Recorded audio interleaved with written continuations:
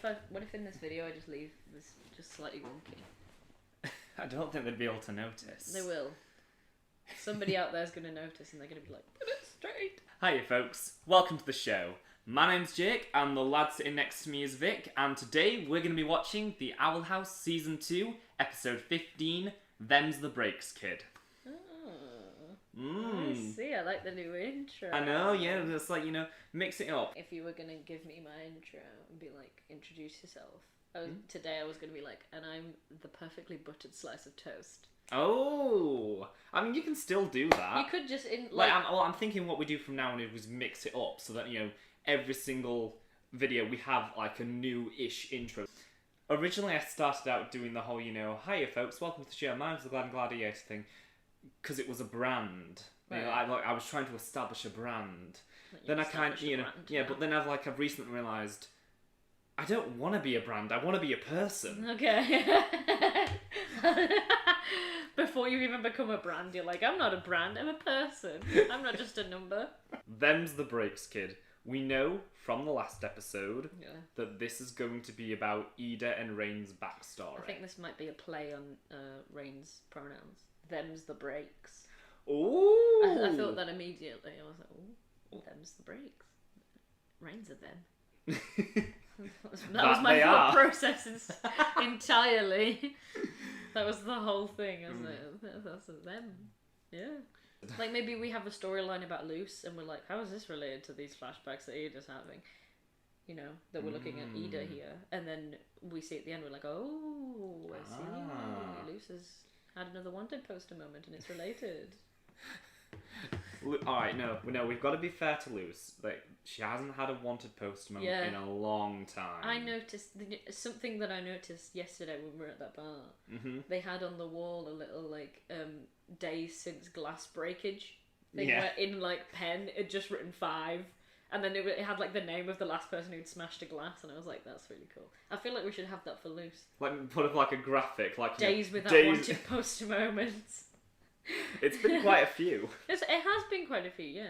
We're due another one, I think. Really? I think we're due another one, yeah. We've still got, 9 episodes? Yeah, but it doesn't have to be Luce doing it. It can be anyone doing it. It could be anyone, but Luce hasn't for a while. Could be a Gus wanted poster moment. Oh, Gus would never.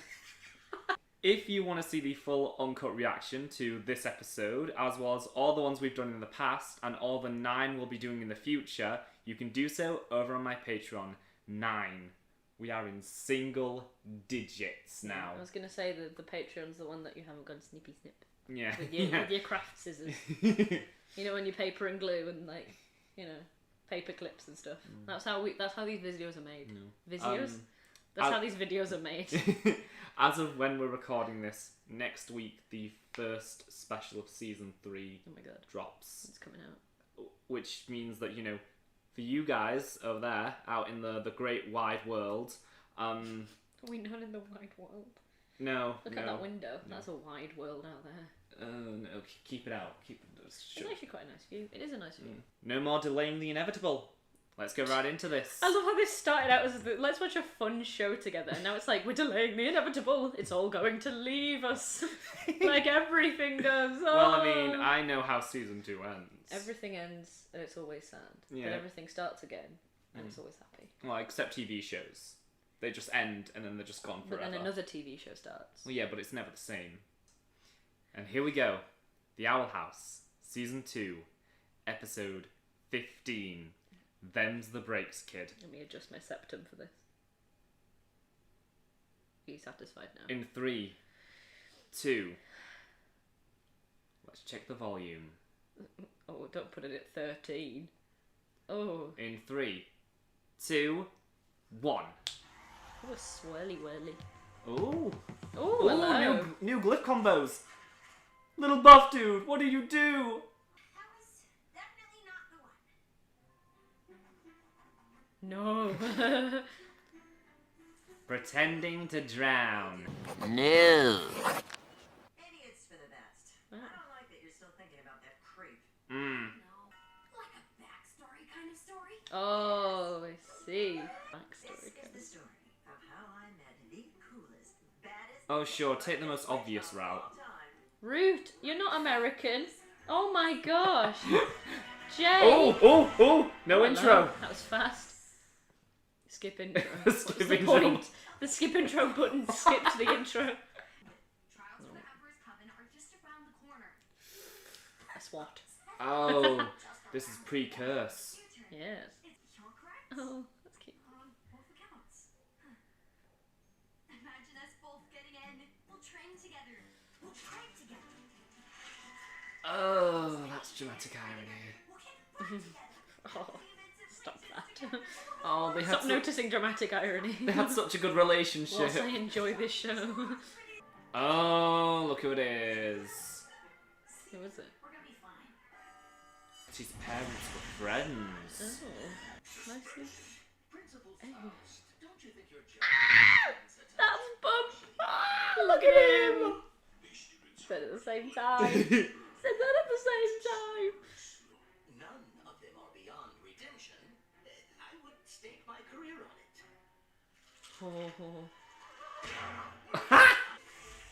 Ooh, Hello. secret doors. Side doors. Oh, they were one of those. Oh, right, the troublemakers. Because to fight evil, you must understand evil. All your misdeeds, pranks, schemes, they have given me insight into the depravity that lurks within the minds of children. Oh. Ew. It's a bit of a different idea to Bump, isn't it? Yeah. He said similar things, but not that. Bad you'll be ineligible when I expel you. Whoa. For what? No child is beyond redemption. Didn't you stake your career on it? Faced with Edelin. I attend with our most gifted students at Weaver too. Blue ribbons as a testament to my... our excellence. You're one of those teachers. We've all had one of those teachers. I've had many of those teachers. Ooh. Goes wrong. A bit grim, isn't he? Find a new vice principal. Oh, God. This is a stress toy. Anytime you feel the urge to cause chaos, just squeeze.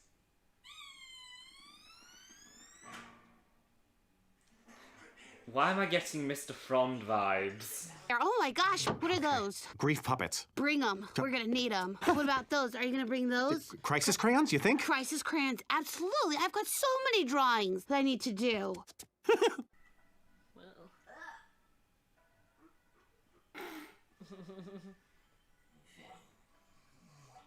Wow, I grossly misjudged the tone here. Is it just me? Or do all the flashbacks have like much more varied character design? I mean, the entire show looks Yeah. phenomenal, but specifically how they do the backstory of like all the different types of creatures. Maybe a lot happened because of... Bellows. Bellows. Yeah. What?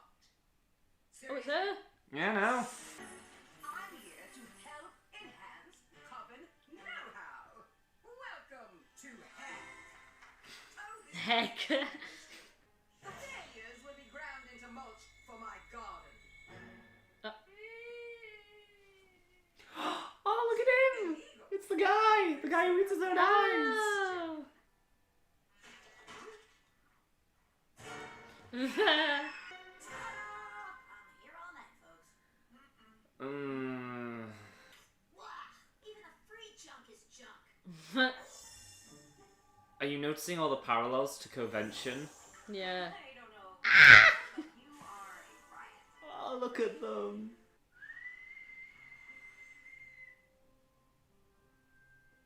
Don't worry, I didn't I can't believe I didn't see the parallels to Loose and Amity before. third time. Always the same boring activities, same boring faces. Till whittle on me. Oh my god. These are from last year. Maybe if you stick with me, I'll show you how to get one of your own. That's cute. Alright, I'm Ida Clawthorne. Rain whispers.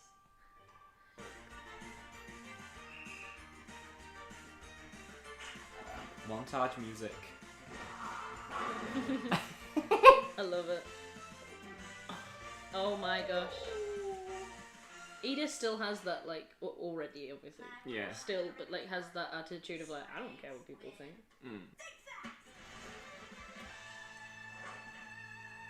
Just guitar solo. Nah, I think I'm being used to embarrass our vice principal, as if he doesn't do that to himself already. Oh, I love Our Bub. sister Hexside, she's kind Poor of little like Bubby. Yeah.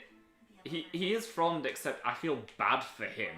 Yeah. Not to worry. After the closing ceremony, we're home free. Nice.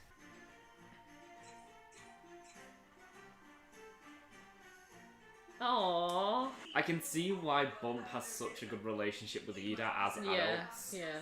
I think we need one more activity. Oh. Strong word, activity.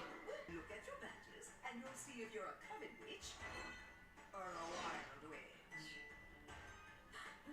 Wild witches, you may earn a ribbon. If you put on a good show, I'll allow any use of magic. We're in half, people. Let's have some fun. Oh. That was good drawing. This is propaganda taken was to a whole new level. creepy.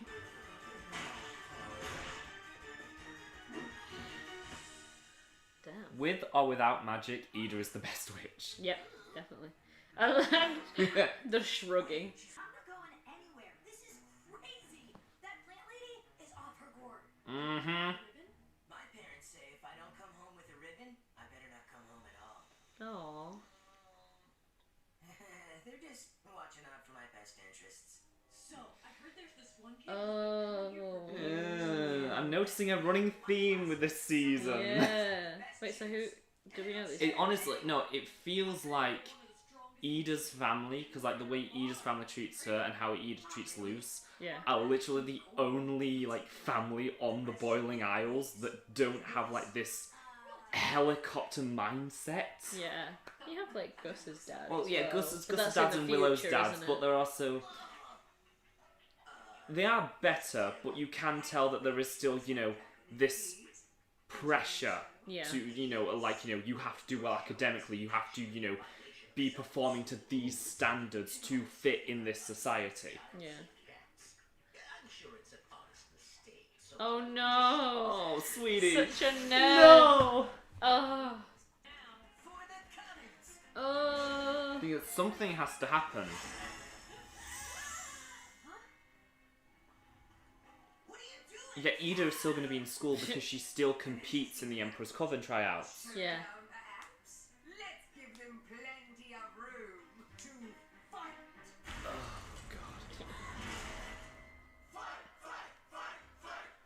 Knowing how essentially she's been manipulating Rain, knowing how essentially she's been manipulating Rain from when they were this young, Yeah. it just adds this whole new Terrifying. insidious layer to it. Ah! This is so cute.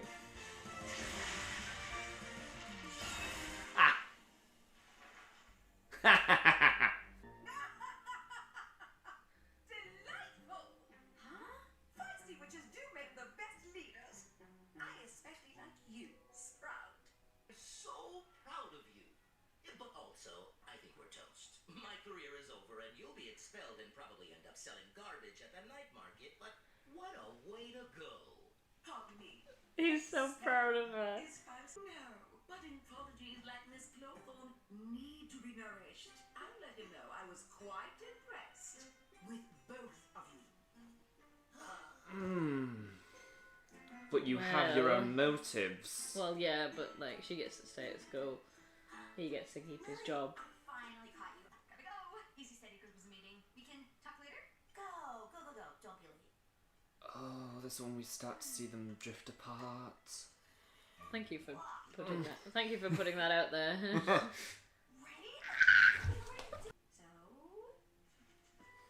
You want some apple blood? Oh, that's why she loves apple blood. Oh, That's so cute. I've never had apple blood before. This stuff is good. Addiction. And after that, we were inseparable. Until... Ah, Rain. You better be okay.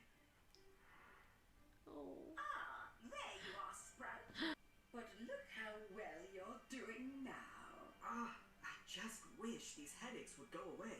Keep drinking your tea, and you'll forget all about No, spill the tea. Spill the tea. I'm trying to like...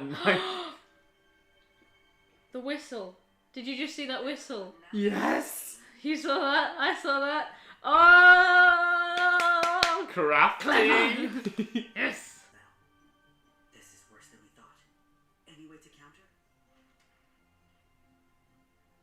I told you, I'm not putting her in danger again.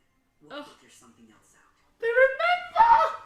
Of course they remember. They've not been drinking the tea. I know. Keep you safe, Ida. Oh. No, but after Follies at the Coven Day Parade, like, oh, what a bombshell. I want a relationship like that. Oh. So sweet. Oh my god. Oh, yes.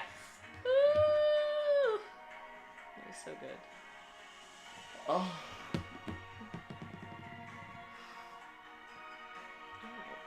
What did I do to my hand?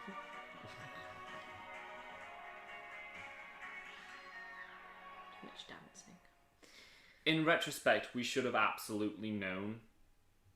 We Well, should no, have absolutely there known was there was that something Rain... in me that I was like, it's not going to be real. It's got to be for show at this point. And you're just there Wait, like... well, 'cause a show? Rain is- Because that's what Rain is does. cleverer than that, than just, I'll just drink whatever you give me. Knowing that this person is manipulative. So that was like, aha! And you could see, it was subtle, but you could see it. It was like, oh, okay. Little callback to earlier in the episodes. That was good. That was good. We know now. I'm having trouble even thinking where to start with this one. I have somewhere to start with this one. Tell me where we start. I noticed like a lot of when you're looking at Ida in the past, she sounds like Luce. So Like I think from, like, that's writing purposeful. wise? No, but like her voice as well and the way she acts and like this like rebelliousness Oh, okay. and wanting to learn all of the things and being like really enthusiastic about like learning a bunch of different types of magic and using a bunch of different types of magic and the Cut confidence to Luce in in her the previous abilities. episode saying, you know, I always go for the chaotic route. Exactly. The chaos as well. And I think they purposefully made her voice sound like obviously similar to Ida, but also slightly similar to Luce. Because they're trying to draw like this parallel. That's why Ida decided to take in Luce as her like child, because she saw herself in her. The thing I'm getting from young Ida, it's Bart Simpson if he had a purpose. Yeah. Yeah. if like, you know, if there was actually a reason. Yeah, for doing... exactly. Yeah. Because it's, you know, the whole thing, she's rebelling against the entire system. She's rebelling against this authoritarian system where it's, you know, this whole only the strong survive. And this episode is so interesting in how it continues to just deconstruct how this whole, you know, like the Coven system has been built. And how propaganda just doesn't work on some people. Oh, yeah. The troublemakers. It's always the troublemakers. Yeah. What are you going to do with the troublemakers? Put up that Garfield sign that says, you are not immune to propaganda, and just cross out the not. Yeah. Yeah, some people maybe. Some people may be able to see through it because of their like natural rebellious nature. Like I said, I loved all the parallels to Covention. Just not the fact it happened in the same place, like the same location, but, you know, where Ida met Rain, where she was sat down and then Rain came up and started talking to her. Yeah. It's the same place where Amity broke off the you know, the witches deal. Yeah.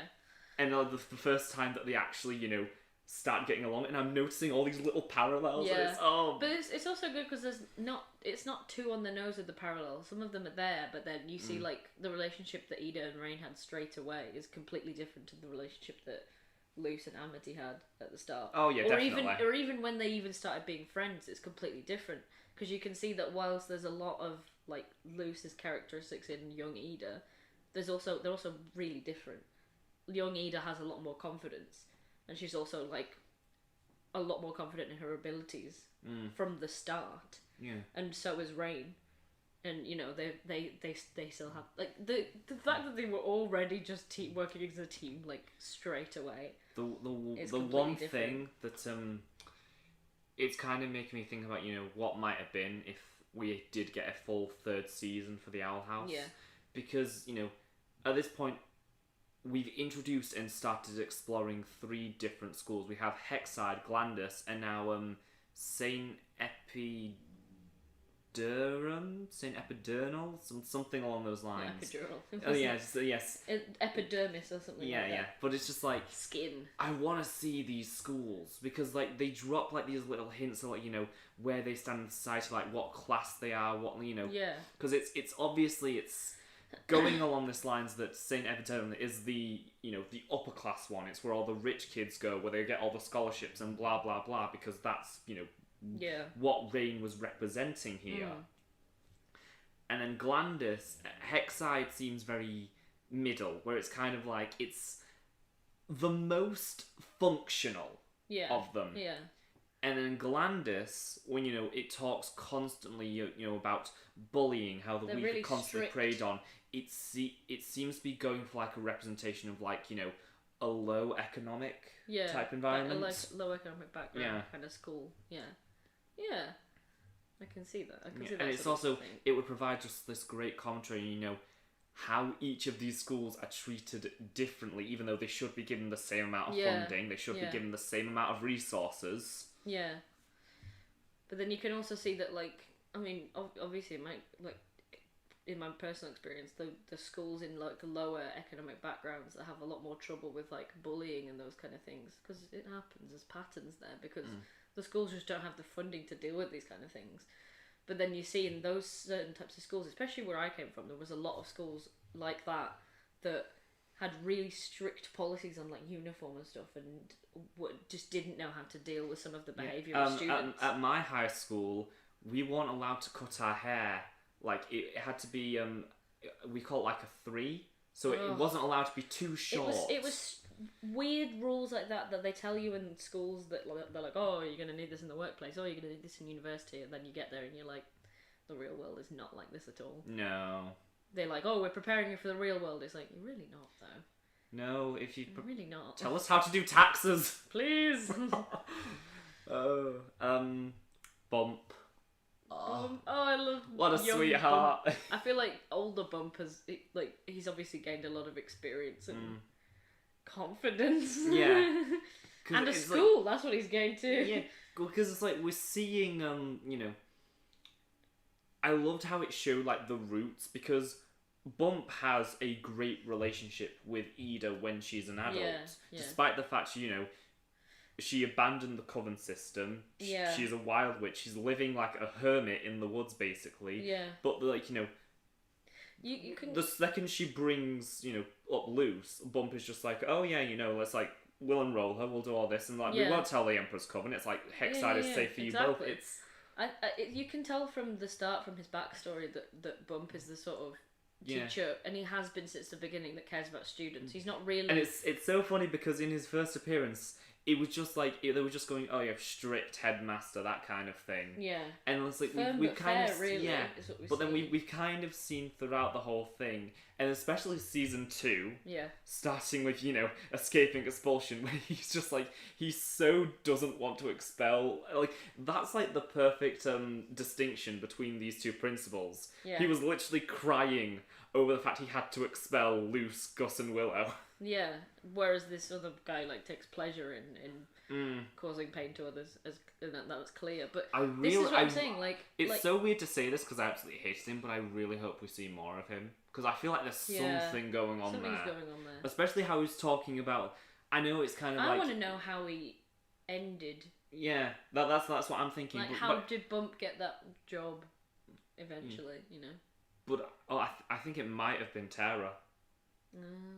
But ooh. No, I was going to There's say an idea. Alright, hold on. What if, and this would be a massive twist that I'm not even sure if they'd have the time to pull off. What if that guy, he's not good, but he turns out to be on the money? So as in, so he talks when he gets out Ida's file, he's talking about, you know, to fight evil, you have to understand evil. Well, what is going on right under this guy's nose? Yeah. The Emperor's Coven. Yeah. If he uncovers something, they would get him out of the way and replace him with Bump. Yeah, so he finds something. Because if he's like this suspicious and like, you know, he's talking about fighting evil, I feel like that's the direction it like, you know, hopefully that like they did have the time to do this, because I feel like that's the natural direction this could be going. This character is quite egotistical as well. He's not necessarily somebody who's fighting for good. He's just trying to understand evil, but that could still work if he trips up on something and he thinks, oh, I'm going to be the big man. If he finds out, you know, that the Emperor's Coven is up to something. Yeah. I mean, you know, that's the whole thing. He'll be power grabbing. Yeah, because the whole thing is somehow. It was fighting evil specifically. Yeah. So he's like he's basically trying to convey this image of, you know, being on this moral crusade. Yeah. But then what about, you know, when he finds out the thing he's fighting for is the thing causing all the damage? Yeah, yeah. But I mean, you know, we just spoke a lot about this character that probably isn't going to appear again. Or that maybe that line is going to come up again. You know, like them kind of figuring out what's happening. Yeah. They have to understand. Well, that's kind of what Rain is doing it now, really. If you want to understand, like, if you want to defeat evil, you have to understand it. I just want to see more of this. I want to see more because of how it was building up to something. Because, like, you know, it starts at just like, oh yeah, the Emperor's Coven tryouts are right around the corner. It's like we start seeing Lily and Ida drift away, and then Rain comes into the picture. So I want to see how those relationships develop once Ida gets the curse. Yeah. I mean, it's going to be interesting to see. We still do have quite a few episodes left in terms of storyline, really. Yeah, I guess we could still fit some things in there. There's more room than we think there is. Yeah. You know, for something to happen here. But the thing that I like about, like, going back to, like, Bump as the teacher, you can still see the sort of you can trace the lines from young him to older him, where obviously he's gained confidence and he's going to school, but he's still got the same mentality in the past of, like, helping students and wanting to be there for students and help people progress and things like that. And I think I'd be right in saying that Bump isn't necessarily all too, like, spoken for by the ideas of the Emperor's Coven, that kind of thing. He's not, like, fully in support of it. Obviously, he shows support for it. Well, but personally, he has to get funding and for the school. he has to act in, like, support of it. But then obviously we've seen times like when he said, "Oh, the school is safe for you," where he knows, like, what he can kind of curate for people to make sure that students succeed. I think it's going to come down to a point where it's like, you know, this might be a controversial take, especially for you because you love Bump so much. You think he's going to turn out to be evil? I don't think he's going to turn out to be evil, no. But I think it's not going to be as straightforward. I don't think he cares about the Emperor's Coven. I think he just cares about the school. That's what I mean, yeah. Yeah. Like, that he's not doing this because he believes in what the Emperor's Coven is saying. He's doing it because it makes... But I also think that when it's going to hit the fan, I think it's going to be him sticking by the school. Yeah, definitely. Definitely is. Because I feel like, you know, he's one of the characters that has to have something in the final episodes. It's like the teachers, like, in your schools, they don't necessarily support the government or what the government's doing, but they'll go along with it to make sure that their students succeed. It's the same thing. That's what Bump is doing. Yeah. And I think that it's really cool that you can see, like, the previous, how he was and, like, how he's developed as a character. Yeah. They didn't even need to show much of it. They just needed to show him now and then him in the past. And then you can see the let's talk about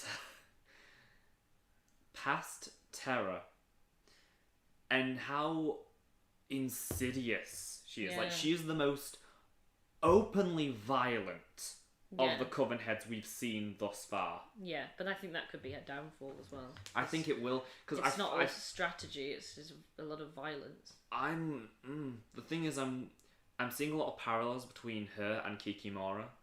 Yeah.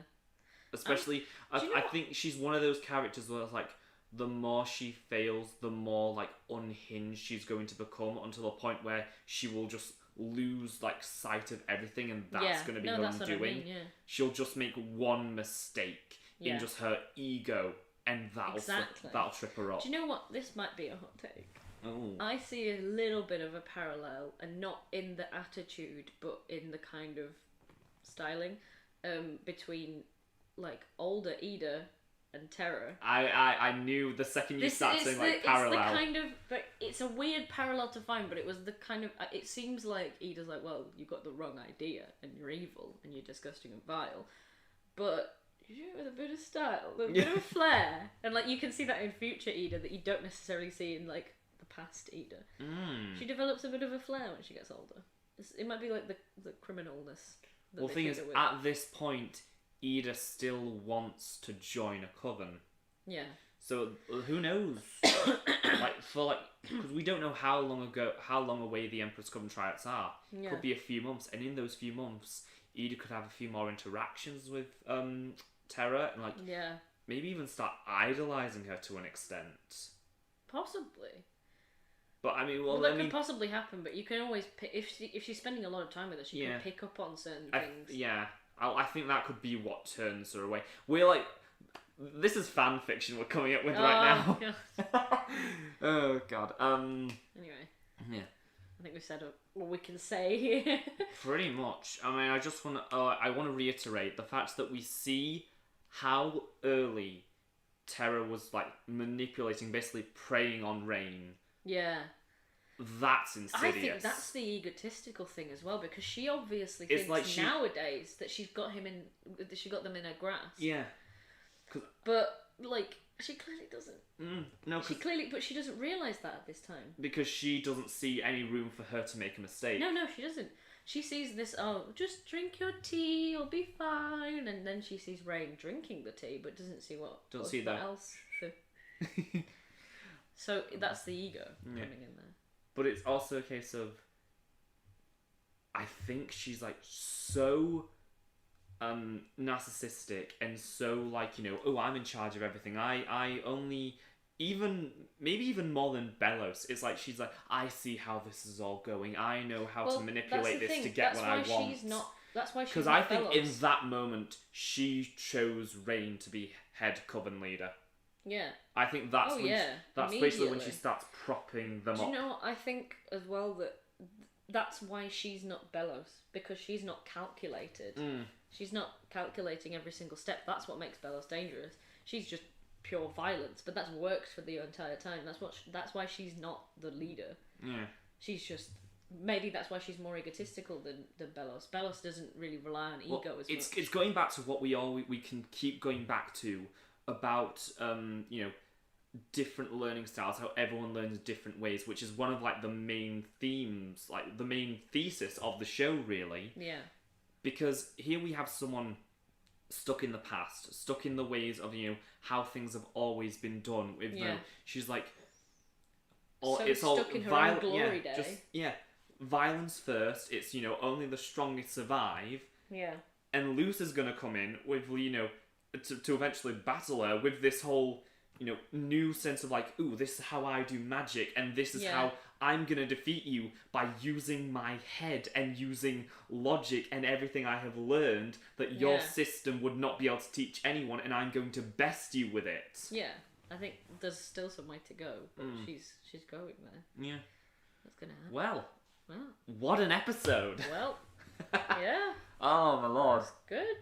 We've almost been talking for 50 minutes. Oh. I need some scran. Getting hungry. Mm-hmm. If you want to... No. Yeah. If you happen to be new around here, we need to get something for, like, behind here. Just so, like... You could just put it here. On that wall. And I know, we need to get, like, something for me to just... Like, if you happen to be new around here, because I'm just pointing to a black wall. It's not a black wall, it's a white wall. Oh, a blank wall. Oh, I thought you said a black wall. But you can point I'm to not a colourblind. black... That's what you're pointing to. Yeah. You're pointing to a blank wall. There is a thing there. Well, no. But you know how I used to gesture to the Tangled poster in, like, my whole, like, display behind me? It doesn't have to be a thing there. You can just... Here is the blank wall. Well, yeah, it won't be blank. Alright, fine. Just hold my hands just still while I do it. No, you can gesture at the wall. What am I gesturing at, though? It's what they'll see. They'll see what you're gesturing at, because it'll be in the video. They'll see a wall. They'll see a wall with the things that you put on it. Well, no, they won't, because I'm not good enough to mask it. So like my You hand need goes. to mask your. That's fine. You're just gesturing. Well, I mean. The gesture. Although no, the whole point is Just go with it, I'm trust me. gesturing to the environment. So it's like, you know, if you happen to be new around here. We'll do that then. Okay. If you happen to be new around here. If you happen to be new around here, that feels wrong. It's gonna feel wrong at first. Feel free to subscribe and comment down below as it helps me out a whole lot. Also, liking the video wouldn't hurt either. Just gives a little confidence boost, you know? I need that sometimes. Oh, yeah. Somebody's like, good one. You're like, thank you. And as always, a huge massive thank you to the wonderful, beautiful souls Charles Dugan, the Wacky Deli, Jason S, ELS Art, Resplendent Nova, Red Mustached Alien, and Oliver's Reviews and Shows for supporting me over on Patreon. Good spread of names, that. They're all glittery and shimmery. Oh. If you want to support the future of this channel and me as a creator, you can do so by heading over and becoming a member of my Patreon, which will be linked in the description and comments down below. That way. But of course, it's entirely optional, and I greatly appreciate every single person who watches and enjoys my content. Thanks so much for watching, folks, and we'll see you real soon. See you next time.